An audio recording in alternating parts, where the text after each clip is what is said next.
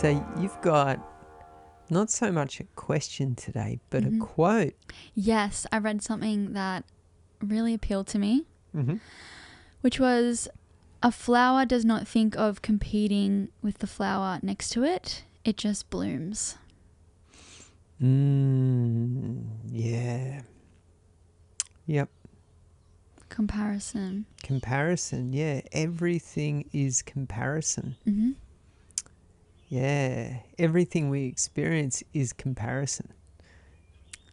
Yeah, I guess. Yeah. When you think about, the temperature, like the temperature that you experienced when you first got up compared to the temperature that it is now. Depending on, like if you were lying in bed and you were really warm, you may have felt even started to get overheated, and now you might be feeling more comfortable, or maybe on the verge of a bit cool because it is the morning. Yeah. So, and then there's comparison of food, eating, because you did have food poisoning earlier this week, didn't you? Yes. Yes. Oh, God. It's terrible. Yeah.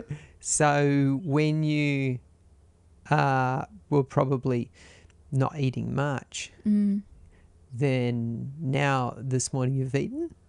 Yes. Yeah. Oh, and it's all just like, that was better than when I had food poisoning. So, yeah, everything that we experience has to do with just a constantly moving or evolution of experience. Yeah. So nothing is remaining the same. So even though we might be thinking, oh yeah, I'm always this type of person. Well, when you were really little, you are no longer that person anymore, right? Yeah. So there's a part of you that hasn't changed, but everything else is constantly changing you. Right. Ooh. Yeah. That's a really interesting way to look at it. And I feel like it's accurate. Like, it touches on something that I try and articulate myself, but never can quite grasp. Yep. But yeah, you're always remaining the same throughout your whole life, in the sense that your consciousness doesn't change. That's right. Like your core, your soul, the core of you won't change, but everything else around you is changing, which impacts like the identity you've created. Yeah. So you could say just your experience, but not of the viewing of the experience. So to give you a better example of that, let's say if you put on a virtual reality headset, there'd be a part of you that is just viewing the virtual world. Right. And then there would be the other part of you, your avatar, that would be interacting with the virtual world. Yes. Oh, that's good. Yeah. So you're the watcher. Yeah, you're the watcher. Yeah. So you're in the game, but not of the game. Yeah, you're the person who's put on the headset. Yeah, exactly. So you can see everything that's happening to your avatar if it's running away from a monster, or if it's eating chocolate biscuits, or whatever it's doing. Yeah. And then you will be having that experience, but then you as the watcher will be just viewing the experience. Oh, that's so good, because as soon as you said that, you could be running away from a monster, your avatar could be. Yeah. But you're not. Like, so you're not scared. You're just focused on, just running away from the monster. Yeah. But there's no fear. There shouldn't be anyway. No, there won't be any fear. Yeah. It'll be more my avatar is experiencing fear, but I'm the one who's perceiving the fear. Yeah. So there's a disconnect between the actual fear and you. Right. Like, I know that, but that's such a good analogy. Yeah. It just clarifies it and makes it so easy to understand. Yeah. I love it. So when you think of the flower and comparing itself to the other flowers, well, it's not, because you're all from the same bush or the same tree or the same whatever. Yeah. And so you're all in it together. Yeah. So you're not going to try and outdo another flower, because you're all working together for the same thing. Yeah. Yeah. And it's just really humans that put a label on that's a better flower than that one. Yeah, that's right. That one with all its petals looks better than the one that's missing a petal. Yeah, that's right. And plus, the flower has an experiential life of where it moves through a constant change. So the flower will start out as a bud and then eventually blossom and then eventually fall apart. So at one stage where you look at one flower and you go, oh, that's so pretty, and look at another flower and you say, oh, that's dying. It's just that it's in its phase. Right. Yeah. At one point, it was a pretty flower. Exactly. Or pretty flower. Yeah. Just a pretty bud. Yeah. Yeah. And then also it can have a beauty in its, dying phase, but it's just a different phase. But I think probably what happens to us is that we have an ideal phase where we think of, this is the ideal. Yeah, where this is the phase where I'll feel the best about myself and the most peace, and I'll feel most successful and like I've made it in this society, and people will see that. Yeah, that's right. Be proud of me. Yeah, exactly. But that ideal is changing throughout your entire life. When you were a little girl, you probably had an ideal, like day, which included probably watching something fun or playing a game or eating biscuits or whatever it was. But now that may not be relevant. Right. Because you've moved on to a different phase in your life. Yeah. And then later on in your life, when you've got kids of your own, another phase will be, I got the kids to bed without any of them dying. Yeah. Or having a complete meltdown. Yeah, actually, there at the grocery store that I work at, there's a customer who comes in every day, multiple times a day. She's an older lady, and at first she'll come in with this like nice skirt, and like she wears the same sandals every day, and she'll wear like a sun hat, and she just looks very like put together, like she's in like a French painting. So I always notice her. She'll come in, she'll walk around for a while, and she'll leave, and then a couple hours later she'll come back and she'll be in a different outfit and just walk around again and come back later. And I always just wonder if, well, first of all, I wonder if she's got some sort of like Alzheimer's or dementia. Got it. Where she just repeats the same thing over and over again because she doesn't remember. She doesn't remember. But then I also think, I wonder if she's happy doing that. Like I wonder if that's her ideal day. I mean, she does it every day.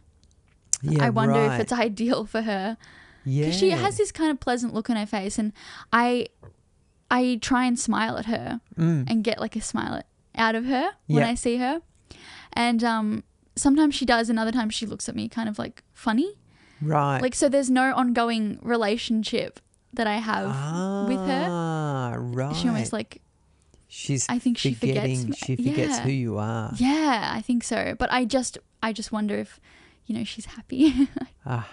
Yeah. Well, see, regardless of whether you can remember or not, you can still be happy. Yeah. So, because it only relates to where you are at this present moment. So if you're feeling quite pleasant about yourself and you're not lost in the past or projecting into the future, you may be quite pleasant. Yeah. It's only when you say, you might get to the supermarket and go, I forgot my shopping list and now I can't remember why I'm here. And that special dinner that I wanted to make tonight, I won't be able to buy the ingredients because I can't remember what's on the list. Yeah. You could probably at that stage start to get pretty stressed out. Right, yeah. Yeah. But if you're walking into the shop and you completely forget why you're there, but you also completely forget that you're going to make a special dinner tonight. It's not so bad. It's not so bad. So my mum experiences that to certain degrees. There will be, because she has Alzheimer's. Yeah. And she has moments where she will probably get quite frustrated because she's aware of her experience in that she would rather be at home with my dad, but she's in a nursing home. Right. And so there will be this resistance of unacceptance. Right. You know, She's like, I not don't want to be satisfied. here. Yeah, I don't want to be here. Yeah. But now that the Alzheimer's progressed, she can't quite remember that much. Yeah. And plus the other thing, my dad's also in the home with her now. Right, okay. So she got what she wanted. Yeah, she got what she wanted, yeah. But she may or may not remember, you know, from day to day all types of things. She might even forget who my dad is from time to time. She might even forget who I am from time to time. Yeah. And then there will be a glimmer of recognition.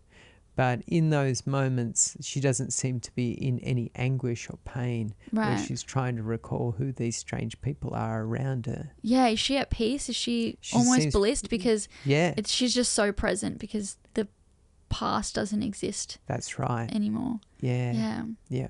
That really fascinates me because in a way she's like gone beyond mind. Yeah. But Alzheimer's is also a disease. Yeah.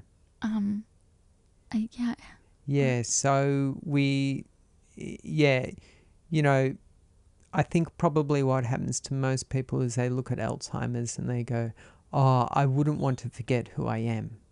Yeah. And then because I have all these precious memories that I want to be able to look back on, and then I have all of these people around me who I love and I want to remember who they are. Yeah. But if you think of it more along the lines of, well, you're allowed to love anyone you like, and it could be even just the person who's serving you a cup of tea. You could go, wow, thank you so much. I really appreciate you.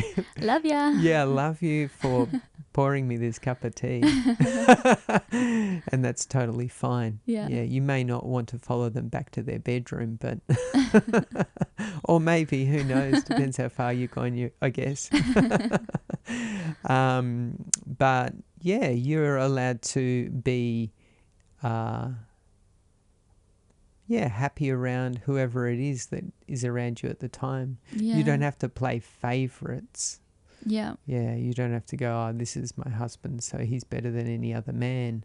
Well, in the role of him being your husband, that might be true to a degree, but it also doesn't mean that you can't appreciate other men around you as well. Yeah, you just may not have their seal of approval on your finger. Yeah, right. So bringing it back to comparison, I feel like in a lot of people's lives, we're comparing what we're doing, mostly our careers and our career paths. Yep. Especially as someone in their 20s, I feel like everyone's comparing themselves, not maliciously, but just like you feel like you're falling behind here because this person has already got their dream job, or this person's graduated. Meanwhile, you know, this person's tried like 3 different degrees and hasn't even graduated yet. There's a lot of comparison and stress, feeling like you need to be at a certain point. Yeah. And I think that's where the stress of comparison comes in, feeling like, oh, I should be here. Yes. When in reality, the mentality should be everyone will go through that phase eventually, like the flower that blooms. That's right. But you've just got to have the trust that you will bloom. Yeah. And the knowing in yourself that you'll bloom. Otherwise, if the flower is saying, I won't grow, well, maybe it won't grow. Maybe the bud will just stay a bud. Yeah. So eventually everyone is going to bloom regardless whether people like it or not. It's just the fact of existence. There are maybe unfortunate cases where maybe the bud gets cut off the bush before, you know, and so someone may lose their life before they get to bloom into a flower. But you don't need to worry too much about that, simply because if you're if you don't know what to expect when you pass away, well, it's just another mystery. You don't have to go, oh, I'm going to miss out. It's just another mystery to unfold. And so you might even look at it along the lines of saying, oh, well, if I miss out, it'll eventually happen. Yeah. So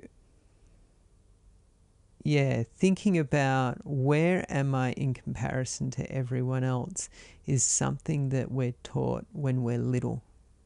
That's right. Yeah. Yeah. So as soon as you go to preschool, kindergarten, whatever it is, you have a whole lot of people that's around you, and then you start to be given activities, and then you get scores based on how well you do the activity. And then if you don't like some activities, then you get maybe a label saying, oh, you're this type of person because you're interested in this activity more than another activity. So you might be called an artist or a mathematician or, you're great at English. Yeah, a little scientist. Yeah. And then, of course, because you're rewarded with, a good score, and now you've got a label which you then can attach to your personality. You can say, oh, yeah, I'm Matt the artist. Oh, that has a nice ring. Yeah, I think I want to know more about artists. I want to join that group of artists. Yes. And then I'll be the special artist. And then I'll put a lot of effort into that. And then I'll be known as the special artist. Which is what happens to a lot of people when they compare themselves. They go, there's another person in the class and we're both competing for the special artist. Right, yeah. Yeah. And now you have to compare yourself to them to keep track of who's more of an artist. Yeah. Who's the better artist? Who's the better artist? Yeah. Who's artisting better? Yeah.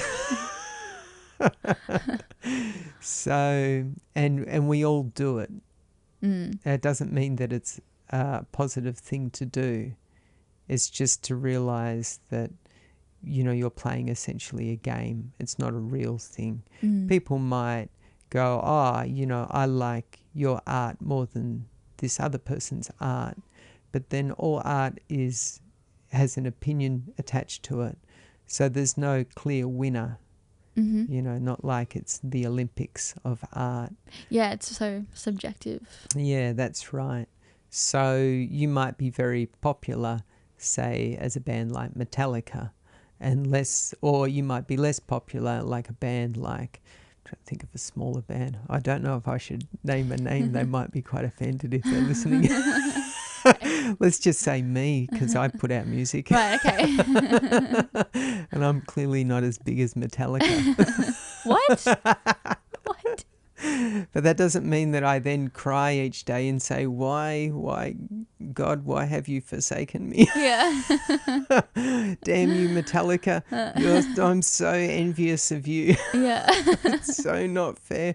Why do you have millions of fans all over the world and I can barely scratch together one or two in one country? And then we compare ourselves with, riches. Yes. Yeah, money. So I'm sure Lars Ulrich has a much nicer house than me. Is he in Metallica? He's the drummer from Metallica. See, I didn't even know his name. He's not even that famous. Who knows his name? Yeah. No one. So it's quite funny, we compare ourselves, to other people who are more, probably have more stuff than us. More established in the society's sense of established. Yeah. Physically established in the physical realm. Yes, yeah. And so, it's very easy to end up looking on something like YouTube and there's a clip that comes up and it says, look how rich Lars Ulrich is, look at his house, and you're like, oh yeah, I want to see. Yeah. And then, so tempting. Yeah, so tempting. And then you see another video on someone who has completely lost their way and is now, like homeless and is, having a really hard time, and you go, I want to watch that video because then it makes me feel a bit better about myself. Yeah, at least I'm not him. I'm not quite Lars Ulrich level yet, but at least I'm also not living in the gutter. Yeah. Yeah. So that's our silly comparison. Yeah. It's just what the mind does. We use it to make ourselves feel worse. And then better. Better, yeah. Worse, I guess. Why do we do that? I guess just to pump ourselves up and we use it thinking, oh, this will really give me a kick up the butt if I if I torture myself by looking at this person and what they've been able to accomplish. Yeah. You could say, as like Eckhart Tolle says, like the pain body, it's just like an addiction. Yeah. Yeah, just can't help but being self-absorbed in my misery. Yeah. And then I'll go and, oh, poor me, it's not fair. Yeah, you just want to limit yourself because you're not, you fear that you won't be able to achieve what you want to achieve. So it's like you've got to calm yourself down and be like, whoa, like slow down, buddy. Yeah. Like a reality check or something. There can be also like a sense of release when you get angry at the world or someone. You can go, at least I got that off my chest. Yeah. But it doesn't do much because you relive it again. I guess we're just all finding ways to release emotion, and a lot of the time we're just doing it in a way that's not going to be beneficial to us. Yeah. We do release a lot of emotion. Yeah. And it is a little bit like, you could say it's a little bit like a small orgasm. You get a little rise from it. Yeah, when you're really angry, when say someone's made you really angry at work, you come home and you complain to your family about them, and you just go to town, like you're calling them names. Yeah. You're angry, like you're once again, you're just as rageful as you were in the moment. And that's a way for you to release that rage. You're bringing it up to release it. Yeah. But is that the most beneficial way to do it? Just as, if you're comparing yourself to someone, constantly torturing yourself with thoughts in your head about how you're not as good as them and how, they're so good, and thinking about all the things that they've done and how you wish you were them and all that. It's not, that's probably not the most beneficial way to release those emotions that you have. Yeah, definitely not the most useful, because when you're going through the pain again, you're reliving it, you're experiencing that pain again. And the mind doesn't know the difference between reality and whatever's constructed in your head. Yeah. And so even though, as you said, you feel the rage like you were back there at the time when you were angry, and it all comes flooding back. I remember so many times I'll watch people, recount a story about what happened to them when they were little or whatnot, and it's like literally like it's happening to them right there and then. Yeah. They're experiencing that whole torment. Yeah. Yeah, yet again. And they're looking for some type of revenge, some type of justice. I must have justice. Yeah. And it's like when people get offended over someone dissing their ideology on things. And you see it quite often on the internet where people getting distraught over being called the wrong thing, the whatever it is. I got you. I'm sorry, I thought you were a miss. I didn't realize you're a missus. My apologies. Yeah, I can clearly see that's totally flipped you out. Because now I'm hearing it. And, some people do get easily offended over, what we might call a minor misdemeanor, or just not realizing the true story of what's behind this, faux pas, so to speak. What's faux pas? I hear it all the time. It's like it's French for I made a mistake. Oh, okay. I was going to say something else, but we're keeping this PG. Yeah, okay. Trying to at least anyway. Yeah, I feel it. Wait, I thought that was mea culpa. Is that? No, that's not French. That's probably Latin. Who knows? There's a good chance I even messed that up. Oh, okay. Yeah. Well, someone's going to look it up. Someone's going to look it up. Yeah. And they can leave it in the comments. Yes. Or not. So, comparison. It's interesting how we compare ourselves with anything that we're interested in. Songwriting is very relevant to me, and I used to find myself comparing my songs that I'd written to other people's songs. Yeah. And then think, I'd like to see how skillful I am at songwriting, and let's see if I can write a song that's similar to the Beatles. Yeah.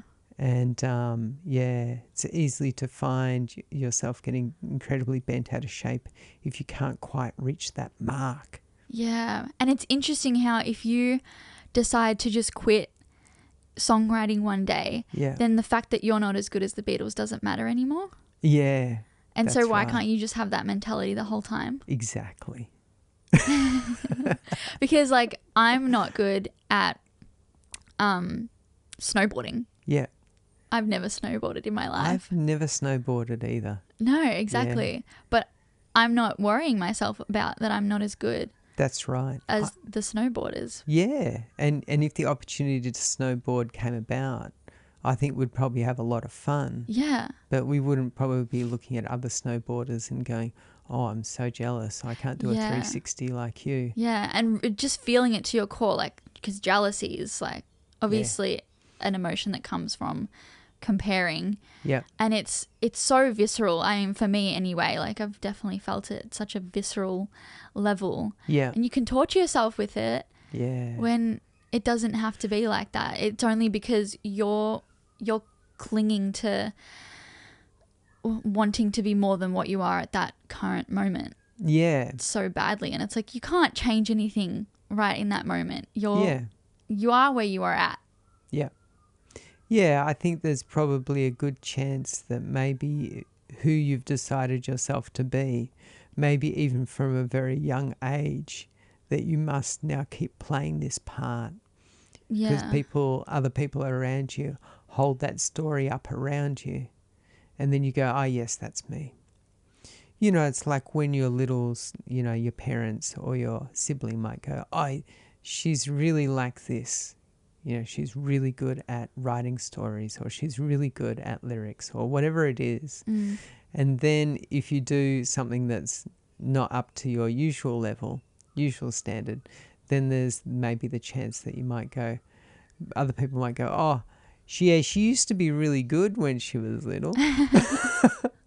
It's so not nice to hear that when you're growing up. It's not helpful. Yeah.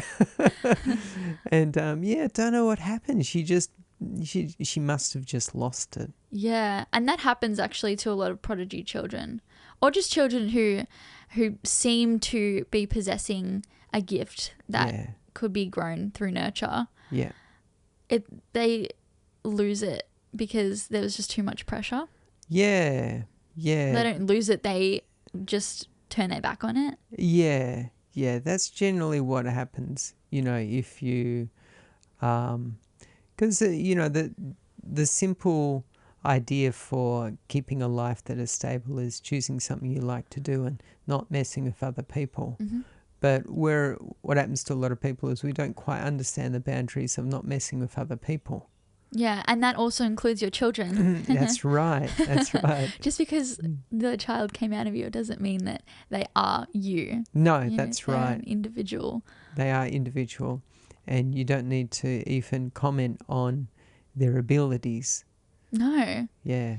You can just, I guess raising a child is just nurturing the person that they are slowly becoming. Yeah. You know, if you see something inside of them, just nurture it. Yeah. See who they turn out to be. Yeah. Because everyone comes out, I believe we're not all the same. We're not a blank piece of paper. No. Yeah, we all do come out with some memory of something else. Yeah, there's qualities inside of us that will, when we're born, will either be squashed out of us or nurtured. Yeah, nurtured. Yeah. And depending on maybe your height or your weight or your looks, depending, there may be certain qualities that you have that other people don't possess. Yeah. And then from that can be very helpful or quite destructive in your life if you go down the rabbit hole of, you know, like getting lost in it. Yeah. Which happens to a lot of people. Yeah. Especially, you know, people who are short like me. You might go, I would say you're medium. You're in the middle. Maybe. I know shorter. Yeah. I know shorter as well. There you go. But yeah, you might get the funny thought of, I'd like to be a basketballer, but I'm not tall enough. Yes. So I'll just let that slip. Yeah. But, you know, that's a silly thought. You can certainly still play basketball regardless of how tall you are. Yeah. And still enjoy it. Yeah. Yeah. Exactly. You may not be Magic Johnson, but then, I don't know, if you really want to be Magic Johnson, it's probably better just to be you. Well, once again, I don't even know who Magic Johnson is, so... He's a pretty famous basketballer, a Okay. bit like Lars Ulrich being a famous drummer. Okay. Yeah. Who's Lars Ulrich again? Lars Ulrich Richtel? He's the drummer from Metallica. It's gone again. Yeah, it's gone again. Doesn't matter.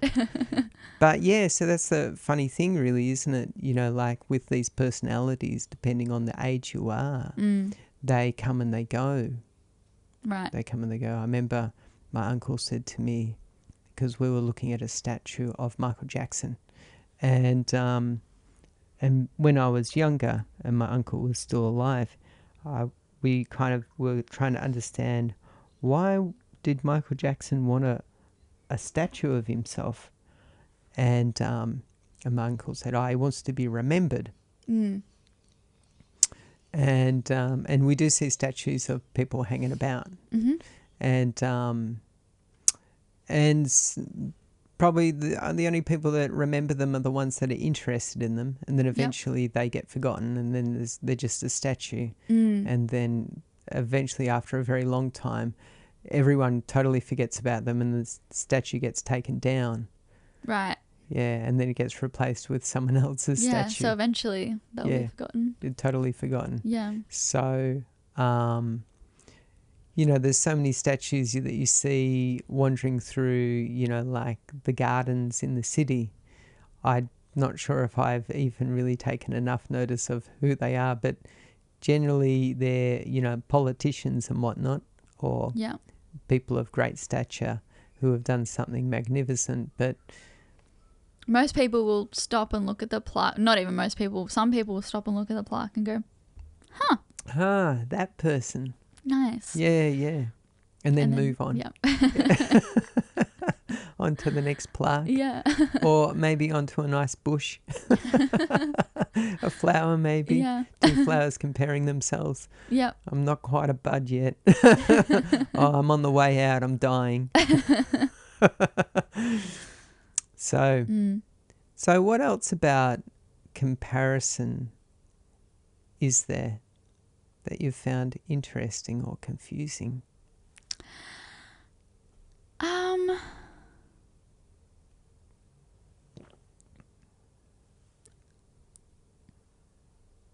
don't know. Where have you found comparison within your art? Right. Well, yeah. Once I started songwriting. Yeah. Once I started songwriting, I would listen to music differently. Well, especially since after I started making music with you, I would listen to the artists that I liked, that I felt inspired by, and I started feeling jealous of them. And then I couldn't listen to them anymore because I would listen to them and I'd just be like, they're so good. Why I wish I wrote this song. Not fair. Yeah. So that's not that's not right. I needed to figure out a way to start listening to them again. Yeah. And not feel like you know, what they wrote should be mine, because it's not mine. And I will come up with something beautiful and amazing that's different. Yeah. And if they were to hear it, maybe they'd be like, God damn it. Why is Iris Bell Hayes so good at her writing? Such a niche artist. Yeah. Well, at least I have at least more fans than her. Yeah. But so that was like something I had to kind of figure out. And it was just shining a light on myself and like being real with myself pretty much. And not like pretending I didn't know why I was like feeling jealous towards them. Yeah. And more just finding security in my work. Yeah. And, you know, if I would ever feel anything other than love towards someone else's work, I would just turn back to mine and cultivate something amazing for myself, you know. Yeah. Just focus on myself. Yeah. Yeah. Not in a spiteful way of like, I need to create something better, but just with a gentle knowing that I will create something that I'm proud of. Yeah. Yeah. Yeah. Let's take that a little bit deeper, see where we go. Okay. So I remember a little while ago, a student came to me and he was comparing back to Metallica songs. Okay. And he was saying, the new Metallica album came out. And I went, yeah, okay, I'm interested. And anyway, he shared the link, and after a week of listening, he came back and he said, which one's the best song? I'm thinking this one or this one. And I can't remember the names of the songs. And I was like, well, if I hear this one in first and then this one second, from my memory of what I recall of hearing the first one, may have rubbed off on the second one. And the penny dropped. And then I would then think, but if I had have heard the other one first, and then what I heard first, second, then it's going to influence that other one. Yeah, so the songs are making impressions. Yeah, the songs are making impressions. Yeah. Yeah. So I could probably say, 80% of the time I prefer this song, and then, regardless of which order I hear them in. But even if I hear the one that I really like, a lot of times, there's a good chance I'm going to get sick of it. Right. Yeah. And then I'm going to say, you know what, I think I prefer the other one now. Yeah. So I think what happens is that with songs, people, eventually gravitate towards one, and then they all unanimously say, this one is a bit more striking than the other one. But to say that the other one doesn't have as much merit is probably not quite right, because it's still perfect in its own way. Yes. Yeah. And one isn't better than the other in terms of its perfection. It's just different. Yeah, that's good. Yeah. Yep. So we look at ourselves in terms of, as a lot of people do, it might have to do with beauty, or it might have to do with intellect, or it might have to do with strength or fitness or artistic ability or whatever it is. But everyone is perfect within their own boundary. Yeah, I mean, what is perfection anyway? It's just subjective. That's right. Yeah. So you might say this person seems to be more popular, but they will only be popular in amongst a group of people that identify themselves with that person. So, for example, you might get an artist who is popular in amongst, young girls because they might be a good-looking guy. And then you might get an older guy who may be more popular for maybe older guys because they can relate to this artist more. That doesn't necessarily mean that one is better or worse or whatever it is. Yeah. It's just, the population, how they relate to the artist. I think about Nickelback when you say that. Nickelback, yeah. Because they got so much hate. They got a lot of hate. But their music is so good. I love Nickelback. There you go. There you go, yeah. They got the funny end of the straw when Nirvana came out. Right. Yeah. Because at that time, because when Nirvana was so big, supposedly that the record companies told their, A&R to run around and find someone that looks like Kurt Cobain. Yeah, you know who Kurt Cobain is, right? Yeah. He's the guy with shoulder-length blonde hair. Yes. So they saw Nickelback as like the dupe version. Yeah, that's right. And so that was apparently how Silverchair came about, because Australian trends follow American trends. Okay. And so when, Nirvana got big, then all of a sudden Silverchair got big. Ah. And I'm sure Daniel Johns is aware of that. And I'm not saying that Daniel Johns is not a great artist. He's very good. Yeah. But it's just what happens. Right. You know, we get trends, and then all of a sudden, because it's a hot trend, everyone's saying, oh, let's sell another one like that. Let's just make another, copy the cookie and put it out. They've compared and said, yes, this has worked. This has worked, and let's get another one and pop it out. And so I remember listening in the car on the drive home. I think it might have even been from a sitar gig. Right. And it's quite funny. I think I was probably playing in a car park, playing sitar in a car park, a 40-year-old guy. Which is quite funny. Long way away from playing big stages, just playing in a car park. Yeah. And there was a girl talking to the radio announcer saying, I love Silverchair. And I was like, oh, okay, this is interesting. And the radio announcer said, what do you like about Silverchair? He goes, I love Daniel Johns. He's so cute. He's so good looking. Fell in love with him as soon as I saw him. And I was like, oh, yeah, of course. Because me being a guy, I wasn't interested in Silverchair, in how they looked. Right. I just wanted to know whether their music was any good. Right, yeah. And so a lot of people were getting into them. And I remember when I first heard them, I was like, wow, this is a really good song. Yeah. And how old are they? 16? Far out. That's amazing. Oh, wow, that's so young. Yeah. I didn't know they were so young. Yeah. And so, I was interested in the music, but this lady was interested in just how they looked.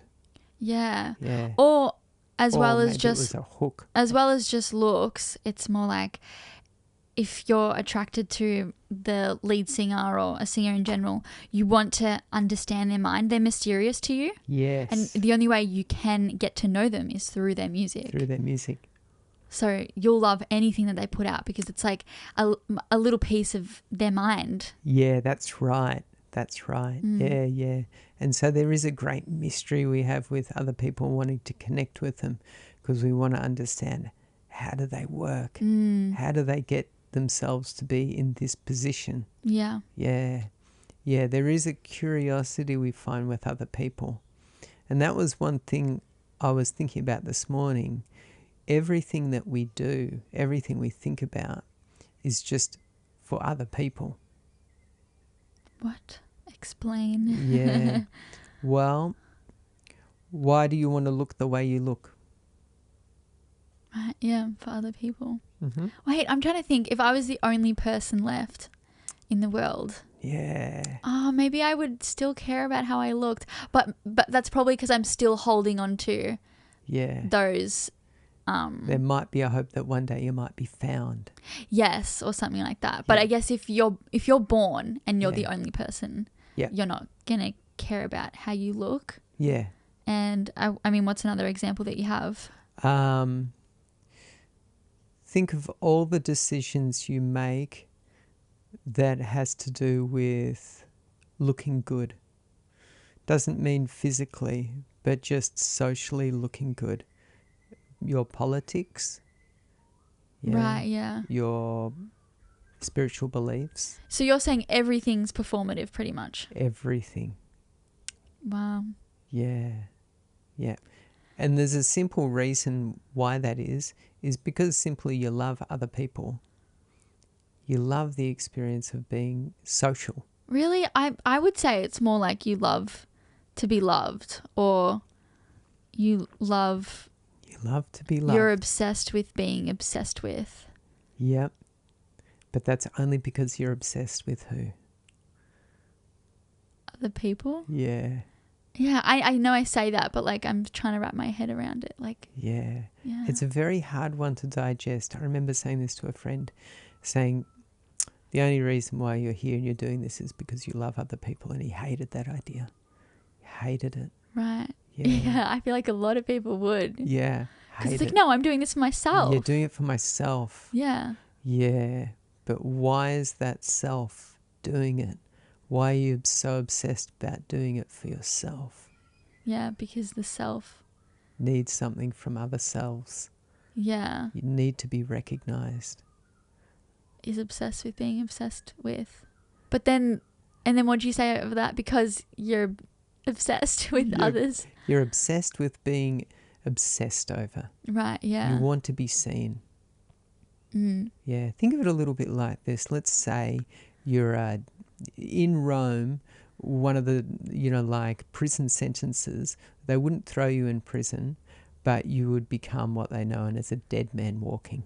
Right. And that is that no one would interact with you any longer. Right. So people would see you, but there would be... Is this what happened? Yeah. Is this... Oh, okay. So your prison sentence would be, being ostracized from society. So no one's allowed to No one's allowed to interact. Yeah. Oh, that's interesting. Yeah. And so... It would drive you nuts. It would. Yeah, what would happen? Well, you'd be like a ghost. Yeah, I guess you kind of go crazy and you'd poltergeists. Start... Yes. Or you'd start like doing the wackiest stuff. Uh-huh. You could do it. You would feel free in a way. Yeah, there would be freedom at the start. Yeah. And misery at somewhere in the middle. Of course. Because eventually you get over like doing wacky stuff. It's like, well, yeah, I can do all the wacky stuff now. Yeah, you could pull your pants down and take a dump in the middle of the street, right? It's not even the wacky stuff I was imagining, but I love how your mind went there. I thought I was going to be ostracized from saying that. Seems like I haven't gone far enough. I was honestly just imagining being like blah in someone's face. Like that was my definition of wacky stuff. We could combine those things. That would take it to a new level. That's like extra wacky. Yeah. I did see that one time. That was really? Pretty confronting. Oh. Yeah. Okay. Yeah, we won't go there. Right. Yeah. No. So, so if you imagine, being a dead man walking, what would happen after a while? There would be a great pointlessness. Yeah. To your existence. Yeah. And then that pointlessness would lead to what? To like an awakening? Yeah. Right, yeah. Yeah. Okay, yeah. Yeah. Everything that we do we think has a point. And that point is going to lead to a great reward. And once I get that reward, then I'll feel totally satisfied. Yeah. But it never happens. Yeah. Yeah. Think of the reward is an illusion, at least. Like if you get an reward in life. Yeah. You only want another one because that doesn't quite feel like the reward you were expecting. Exactly. And that's why a lot of artists get to a point where they're going, I made a lot of money, but I'm not sure anymore. I thought it was going to make me happy, but like I bought everything that I wanted and I'm still not totally satisfied. Your ego always wants more. Yeah. So it's never going to be enough if you're aligned. Yeah. If there was if you're the awareness. Yeah. There's team ego and team soul, I guess. Yeah. If you're aligning yourself with team ego, then you're never going to be happy. No, that's right. Yeah. Truly. Yeah. There can be happiness. Yes. But that's right. Yeah. So there's a split between the personality and the awareness. Yeah. Yeah, there's a split. Yeah. And the personality wants more because it's got a limit. It's not limitless. Yeah. Yeah. So it needs to keep attracting more and more to reach anything that the awareness has. And the awareness is completely free of it all. Yeah. So when you say personality, is that also interchangeable with ego, or? Yeah, so the way to think of it is that the ego is like the antiviral software for your personality. Right. So it's the part of you that protects the personality. Right, okay. But then there's no new information coming in. Yeah. Yeah. Because it won't recognize the awareness. Yeah. Yeah. Because when I imagine the ego, the awareness, the soul, and the personality, I imagine it as like a diamond. In my head, I see at the one tip is the awareness, and then at the two tips on the side, you've got the ego and the soul, and then it like projects into the other tip, which is the personality. Yep. And you can either direct the awareness to the side of the soul, which comes out through the personality once again, in like a human form, or you can direct your awareness to the ego, and then it'll reflect through the personality. Yeah, it's not a bad way to look at it. I would probably just simplify it and say that the ego is just like a program that's turned up too loud. Right, okay. Yeah. And you don't have to totally get rid of it. You just don't have it turned on to 10. Right. Mm-hmm. Yeah, just turn it down. Yeah. So you can still pass through it. It's not a big deal. If it's turned down to 1, you'll still be able to protect yourself without being walked over by other egos. Yeah. Because the only reason why we have it is simply when we're little, you have a sibling or you have a friend that teases you, and then all of a sudden you go, I need to protect myself, and out comes the ego and starts being turned up to 10. Yeah. And then you're on guard with everything. Yeah. And then anything that you're offended about, the ego goes, these people are rude. Yeah. and it might be right. These people might be rude, but then those people might be actually working from their ego as well. Yeah. So it's just another little ego getting upset with someone else's little ego. Yeah. Yeah. Yeah, that's a really nice way to look at it, because then it's like, you're not upset with me. Your ego is upset with me. Yeah. And I'm not upset with you. My ego is upset with you. So yeah, that's right. I don't have to be upset. Yeah. I can make my ego be upset. Yeah. The ego I don't have can to be. That's right. It's like you just bumped into someone else's armor. Right. Yeah. Oh, sorry, my armor bumped into your armor. I'm sorry. Yeah. It's like, well, it made no difference to the person on the inside of the armor. That's right. It's just a little fender bender. No big deal. Just let it go. Yeah. Yeah. And you can start to find that the ego still rears its head no matter how aware you become. Yeah. Just because you might see yourself as becoming whatever still, and then you might find someone else also becoming that similar thing to you, and then you go, but I'm creating this space to be the special person who habits this space, so I can't have any competition. Right.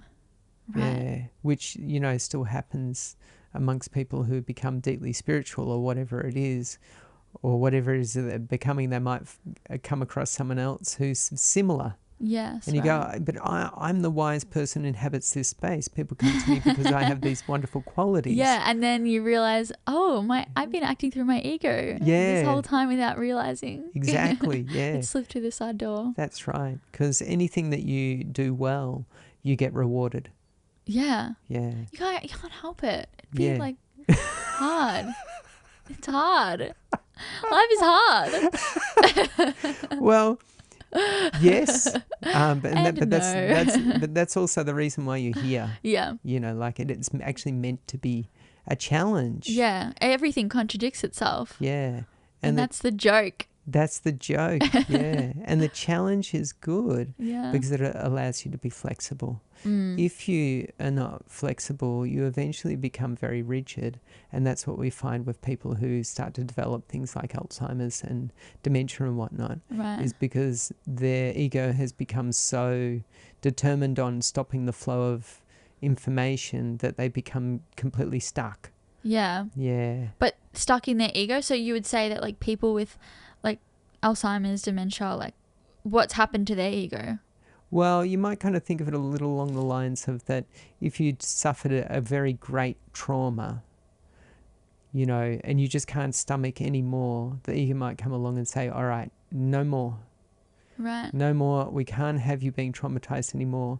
Otherwise, you're going to die of a heart attack. Right. And so then eventually the body goes, we can't have this madman running the body any longer. The body to the ego. Yeah. Oh, right. And yeah. so the body might go, all right, well, in order for the ego to go, we need to get rid of the mind. All right, yeah. they're both gone. Right. Yeah, we're going to get rid of them both because they're crazy. Yes. And so then the ability to use the mind starts to diminish. Right. But then they've got to come back in the next life and figure it out again. And because you've got to do it yourself. You know, you've got to do it yourself. That's real enlightenment, is when you're able to surpass the mind consciously, not unconsciously. That's right, yeah.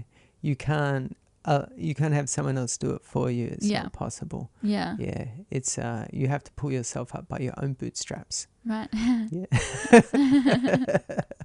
Yeah, you can't have someone else tie your laces for you. Yeah. Yeah, maybe in the beginning they can set you on the path, help you, you know, get up.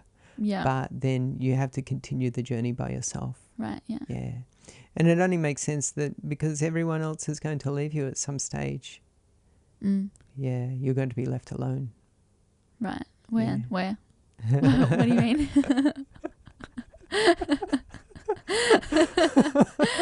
Oh dear, pulled the rabbit out of the hat. Well, think of it a little bit like this. Did you come into this world with someone else? Oh, no. No, you came in by yourself, even though you came through someone. Yeah. Yeah, you came in alone. But I always imagine that, like, when I leave, I'm going back to, like, a realm of all the other souls. Yeah. But there's going to be a period of time, even though if it may only be a couple of seconds or an hour or a day. Yeah, or a month, you may need to sit with yourself and be totally alone. Mm. Yeah, don't know. I wouldn't mind. Yeah. Like, finally. Yeah. Some peace. Yeah. But also, you know, being aware that you are alone in your experience. Yeah. Yeah, because you're the only one who's experiencing life from your point of view. Yeah. Even though you are sharing it with lots of other people. Yeah, I mean, I've gotten really worked up at times realizing, like, how we are all islands. Yeah. Every man and woman is an island. You are alone. Yeah. No one gets you like you. Yeah. So here's another way to think of that, is that your physical body is an island. Right, yeah. But your consciousness is like the sea. Yes, yeah, that's a good way to look at it. So, yeah, might say your lens is experiencing duality.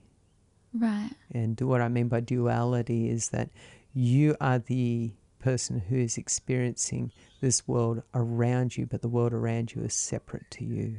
Uh-huh. Yeah.